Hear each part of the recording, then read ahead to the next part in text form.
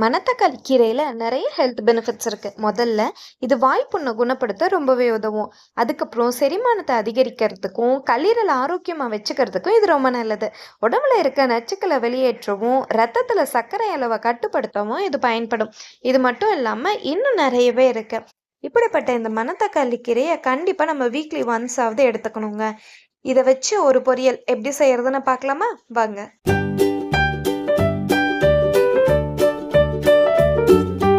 அதுக்கு நான் இன்றைக்கி ஒரு கட்டு மணத்தக்காளி கீரை எடுத்திருக்கேன். இதை வந்து நல்லா 2-3 டைம் வாஷ் பண்ணி எடுத்திருக்கேன். ஏன்னா இதில் வந்து மண் இருக்கும், அதனால் நல்லா கழுவி எடுத்துக்கோங்க.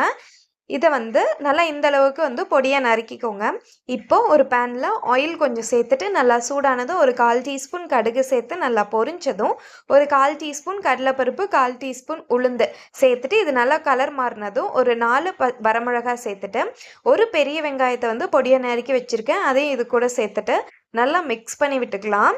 இப்போது வெங்காயம் வந்து நல்லா இந்த அளவுக்கு வணங்கி வந்ததுக்கப்புறம் வெட்டி வச்சிருக்க மணத்தக்காளி கீரையை வந்து இது கூட சேர்த்துக்கலாம். இப்போ பாருங்கள், அப்படியே பேன் ஃபுல்லாக இருக்கிற மாதிரி இருக்கும். ஆனால் மிக்ஸ் பண்ணால் இவ்வளோதான் இருக்கும். இன்னும் வணங்கினா குறைஞ்சி போயிடும். இப்போ இது கூட ஒரு 1/2 டீஸ்பூன் உப்பு சேர்த்து நல்லா கலந்து விட்டுக்கலாம். இப்போது ஒரு 1/4 டீஸ்பூன் மஞ்சள் தூள், ஒரு 1/4 டீஸ்பூன் மிளகாய் தூள் சேர்த்துட்டு இது எல்லாத்தையும் நல்லா மிக்ஸ் பண்ணிவிட்டு லோ ஃப்ளேமில் வந்து வேக வைங்க. பாருங்கள், அப்படியே மணத்தக்காளி கீரை கொஞ்சோண்டாகி போச்சு.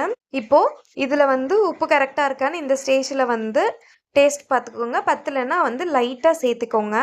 அவ்வளோதான், நம்மளுடைய மணத்தக்காளி கீரை வந்து ரெடி ஆயிடுச்சு. ஒரு 5 மினிட்ஸ்க்குள்ளாரே வந்து சீக்கிரம் இது வந்து வணங்கி வந்துடும்.